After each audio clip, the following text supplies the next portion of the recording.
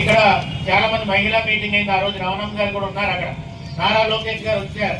నేను ఇక్కడ మాకారపాలెంలో ఒక మహిళలకి కష్టం వచ్చింది, ఆ కుటుంబానికి కష్టం వచ్చిందని నేను తీసుకెళ్ళినప్పుడు నేనేం చేశానంటే, ఎక్కడన్నా పొలిటికల్ పార్టీ దగ్గర మనం వెళ్తున్నప్పుడు డోనర్స్ కూడా కొంతమంది తీసుకెళ్ళి, అయ్యా మీరు డొనేట్ చేస్తారా, ఇక్కడ కుటుంబానికి కష్టం వచ్చిందని చెప్పి ఆ డబ్బులు రెడీ చేసుకొని వెళ్తాం.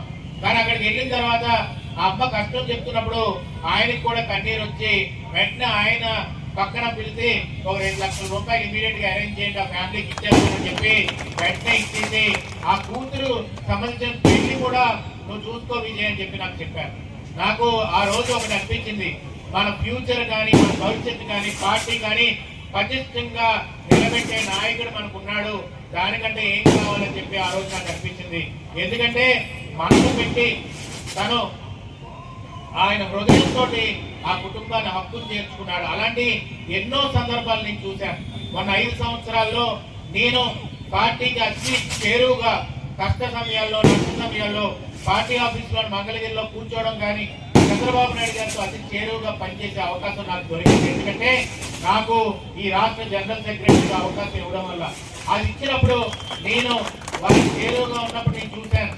కోవిడ్ సమయంలో హోప్ హెల్ప్ సైకిల్ అని చెప్పి ఒక ఆర్గనైజేషన్ స్టార్ట్ చేసి ఒకటే అనేవాడు, ఏ మందులు కావాలన్నా, ఎవరికైనా డబ్బులు కావాలన్నా, ఎవరికైనా బెడ్ కావాలన్నా అర్ధరాత్రైనా నాకు ఫోన్ చేయ విజయ్ అంటే అది ఆటోమేటిక్గా ఏ నాయకుడైనా అనుకుంటాడు. నేను సరే అని చెప్పి నేను అంత సరే అవసరం వచ్చినప్పుడు ఫోన్ చేద్దాంలే, ఎత్తుతారో లేదో నాకు తెలియదు అనుకున్నాను.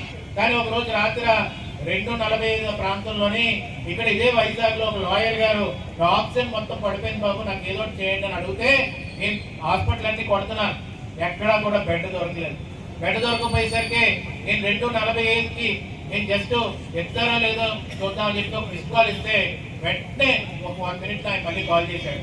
కాల్ చేసి ఏం చేయాలి విజయ్ అంటే, నాకు బెడ్ దొరకట్లేదంటే ఇమీడియట్ గా పినాకిల్లోని 5 నిమిషాల్లో బెడ్ ఇప్పించి అక్కడ లాయర్ని అడ్మిట్ చేయించి మళ్ళీ బతికించేలా చేసి ఇవన్నీ చూస్తే నా స్వయంగా నా కళ్ళతోటి ఇవన్నీ చూడటం వల్ల ఈ సందర్భాన్ని నేను చెప్పదలుచుకున్నాను. కొన్నిసార్లు చెప్పకపోతే తప్పు, ఎందుకంటే నాయకుడు అనేవాడు ఈ విధంగా ఉండాలని కొంతమంది కొన్ని క్వాలిటీస్ నీకు నేర్చుకోవాల్సి వచ్చింది ఆ కోవిడ్ సమయంలో. అందుకే నర్సీపట్నంలోంచి ఎవరన్నా ఫోన్ చేసినా ఏం చేసినా ఇమీడియట్ గా స్పందించేవాడు. నేను వెంటనే అదే సందర్భం మనకి మన మున్సిపాలిటీలో మురళి ఉంటాడు, అదే సందర్భం తనకి వచ్చింది. వచ్చి తను ఎప్పుడూ లేని నాకు లైవ్ కాల్ చేశాడు. ఇక్కడ ఉన్నాడో లేదో తెలియదు, అక్కడ ఉన్నాడు. లైవ్ కాల్ చేసి వీడియో కాల్ పెట్టాడు. నేను లాస్ట్ టైం మాట్లాడుతున్నాను బాబు మీతోటి అన్నాడు. నాకు ఆ నాయకుడు ఉన్న ఆదర్శంగా తీసుకొని ఆ మురళి కూడా దేవుడి దయ వల్ల ఆ రోజు బెడ్ దొరికింది అక్కడ హాస్పిటల్లోని. ఈ రోజు మీ ముందు కళ్ళ ముందు బతుకున్నాడు. ఈ రోజు నేను అలాంటి సందర్భాలు నేను చేయాలంటే నాకు ఎవరో ఒక ఇన్స్పిరేషన్ కలగాలి. అలాంటి ఇన్స్పిరేషన్ ఇచ్చింది నారా లోకేష్ గారు అని చెప్పి ఈ సందర్భంగా సవినీయంగా మనం చేసుకుంటున్నాను. అలాగే ఒక టీచర్ చిత్తూరు జిల్లాలోని, ఇప్పుడు గవర్నమెంట్ లేదు, గవర్నమెంట్ చూసుకుంటే వెళ్ళిపోతుందని చెప్పొచ్చు, కానీ పీపీ కిట్ వేయించి ఒక మనిషి ఆ టీచర్ ఇంటికి పంపించి మందులు ఇప్పించి ఇమీడియట్ గా ఇంజక్షన్ చేయించి ఆయన పంపించాడు. అలాగే ఎన్నో సందర్భాలని చూడాలి. ఒక వ్యక్తి వాట్సాప్ ఫార్వర్డ్ చేశాడని, ఒక హ్యాండిక్యాప్డ్ వ్యక్తి సెంట్రల్ జైల్లో 35 రోజులు ఉన్నాడు. వాట్సాప్ ఫార్వర్డ్ చేసినందుకు సెంట్రల్ జైల్లో ఉండడం ఏంటో అర్థం కాలే. ఎవడో అర్ధరాత్రి మెసేజ్ కొట్టాడు, వెంటనే నాకు ఫోన్ చేశాడు. ఫోన్ చేసి నాకు ఏం చేస్తావో తెలియదు, రేపు మధ్యాహ్నం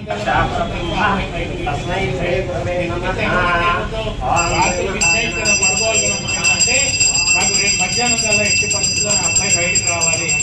అంత ఎమోషనల్ గా కనెక్ట్ అయిపోతుంటాడు కార్యకర్తలతో. నేను 2014 మహానగరంలోని మైక్ పట్టుకొని మాట్లాడుతున్నప్పుడు నేను ఒకే ఒక కొడుకుని కుటుంబాన్ని నా కార్యకర్తలని కుటుంబంలాగా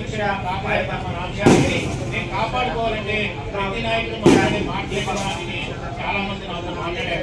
కానీ నేను కొన్ని సందర్భాల్లో చూసిన 5 సంవత్సరాల్లో ఆయన హార్ట్ తోటి తీసుకోవడం విధానం నేను చూశాక నాకు అనిపిస్తుంది, పటిష్టంగా తెలుగుదేశం జెండా రెపరెపలు ఆడబోతుంది. దశాబ్దాలు ఇలాంటి నాయకులు చెప్తున్నాను. నారా లోకేష్ గారు మన యువ నాయకులు, జాతీయ జనరల్ సెక్రటరీ ఆయన నారా లోకేష్ గారు, ఐటీ ఎడ్యుకేషన్ మంత్రివర్యులు అంతకంటే ఎక్కువ ఏంటంటే మన కార్యకర్తలకు కానీ మన తెలుగుదేశం పార్టీకి కానీ భవిష్యత్తు నారా లోకేష్ గారు.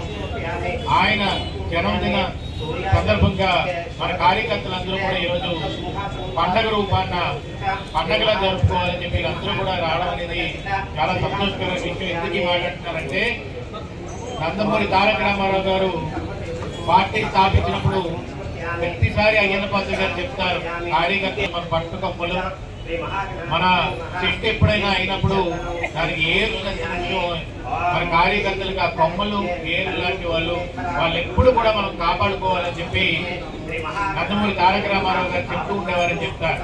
ఆ మాటలను ఆశయాలుగా తీసుకొని మన నిజాయితీ అనే కార్యకర్తలు, ఆత్మాభిమానం ఉన్న కార్యకర్తలు, తెలుగు జాతి ఆత్మాభిమానం కోసం పుట్టిన పార్టీ తెలుగుదేశం పార్టీ.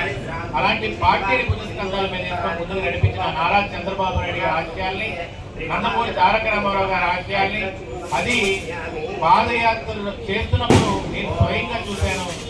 నారా లోకేష్ గారికి ఆ పట్టుదల, ఆ కమిట్మెంట్, మాట ఇస్తే ఆ మాటని ఏమాత్రం కూడా తప్పకుండా ముందుకెళ్ళే విధానం కానీ ఒక ఎమోషనల్ గా, అంటే ఒక నాయకుడికి కొంతమంది ఎలా ఉంటారంటే ఈ నియోజకవర్గంలో పోటీ చేసినా ఆ నియోజకవర్గంలో మన ప్రజలు ఏమైనా మాట్లాడుతున్నప్పుడు మనం గుండు పెట్టి వింటారు, కొంతమంది బ్రెయినే పెడతారు.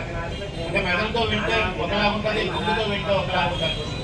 గుండుతో విన్నప్పుడు ఏమవుతుందంటే తన కుటుంబాన్ని నా కుటుంబం అని చేసుకుంటారు, చేసుకొని తన పనిని నా పని అని చేసుకుంటారు. ఏమైనా కష్టం వచ్చినప్పుడు రోడ్డు మీదకి వస్తారు, వాళ్ళ కుటుంబానికి కష్టం వచ్చినప్పుడు నా కష్టంగా భావిస్తారు. కార్యకర్త ఎవరన్నా కానీ బాధపడిన కుటుంబానికి నష్టం జరిగిన నాయకుడు అనేవాడు నా కుటుంబానికి నష్టం జరిగిందని చూసినవాడు గుండుతో వింటాడు. అలాంటి నాయకత్వం కలిగిన నాయకుడు నారా లోకేష్ గారు అనేది నేను ఖచ్చితంగా చెప్తాను.